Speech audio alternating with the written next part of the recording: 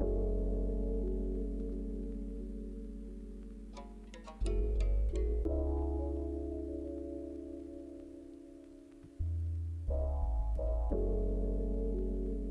know, I just love racing. I've been doing it since young. My name's AJ, and today I'm going to just be showing you my area, how it influenced me as a person, and just basically telling you what I do as well. Yeah, this year's just been a really long and tough year. Right now, I'm just currently working part-time job at the moment, and I also do racing as well, kart racing. Just motorsport is just my thing. The season this year, it was pretty tough, I must say. Physically, you know, in terms of training and financially as well. But you know, after the hurdle, I can happily say, you know, I finished second in the championship. It was pretty good, but I feel as though I can do better. Next year, I'm looking forward to next year to see what it brings, because obviously I know much more now than I did then. I think one day I was involved in one of these holiday play schemes during the holiday, you know, to keep kids out of trouble and stuff. And then there was a trip to do go-karting for once.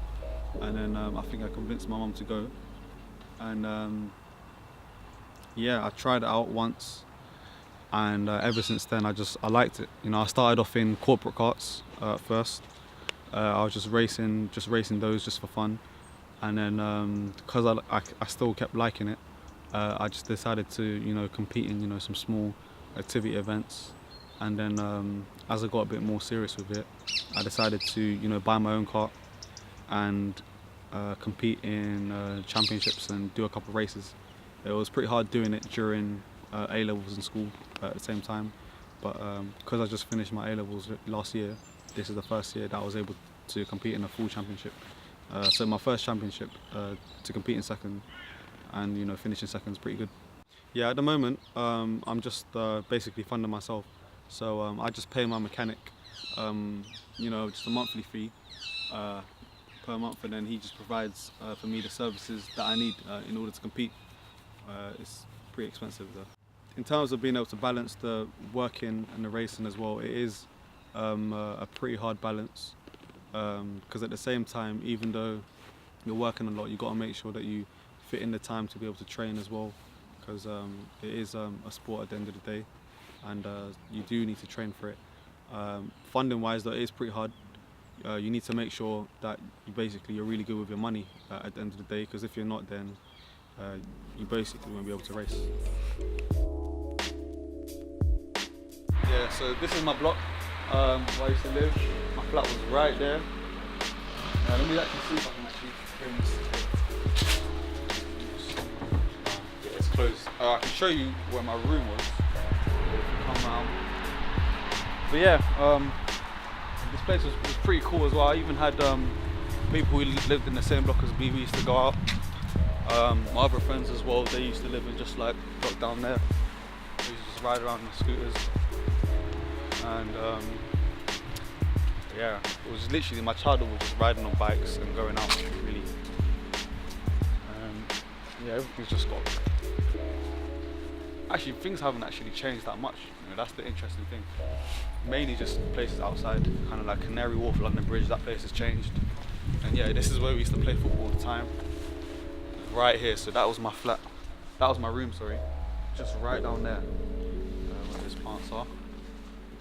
And yeah, we used to play football, keep the ball over, and the older man would always be complaining, you know, saying, "Oh, don't kick over next time" and stuff like that. It was jokes. But yeah, it was actually a really nice era. Yeah, I definitely miss growing up here. Matter of fact, I actually wish I would have stayed here. I never wanted to move house, but my parents, they were like insisting that we do so, just simply because of the fact that it was just too small. So we just moved further south into Croydon, and that's where I went into my new other secondary school. We did everything.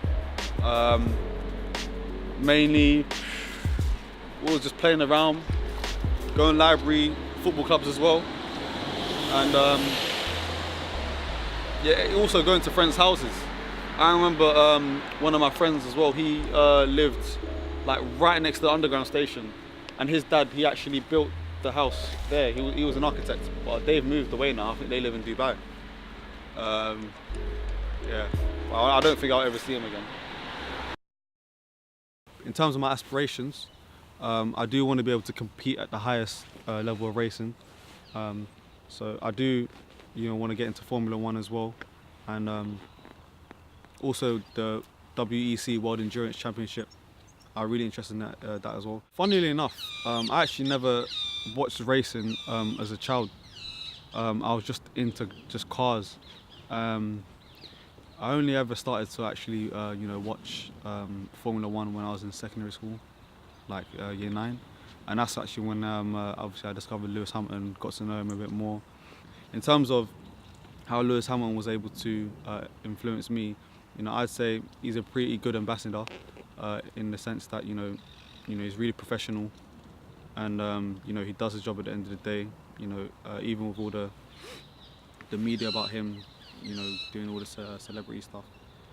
But yeah, Lewis Hamilton, I respect him as a driver. He does his thing, and I've seen how he's climbed up the ranks and stuff like that, and how he's been able to have his funding in order to get to the sport, and it just shows you how you basically got to keep performing at a top level, if you want to always be able to impress the people that are funding you, and yeah, that's how I'd say it.